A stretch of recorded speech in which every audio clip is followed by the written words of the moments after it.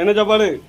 இன்னைக்கு பாத்துருக்கேன். இன்னைக்கு பொன்னி வரணும். பொன்னி பரவாயில்லையா? ஆமா, பொன்னினா பயங்கரமா இருக்குமே. சும்மாவே விட விடாது. ஆமா, பொன்னினா அது ஒரு பொன்னி. பொன்னி தானே சாப்பிட நல்ல டேஸ்டா இருக்கும். அப்படியா? வேற அது பொன்னி வேற இது குழம்பு என்ன? வேற ஒண்ணும் இல்ல, பொன்னி தான் இருக்கு. பொன்னி இது குழம்பு வந்து விறங்கறி. வெறும் குழம்பா? வெறும் குழம்பு. வேற என்ன வச்சிருக்கியா? வேற முட்டை.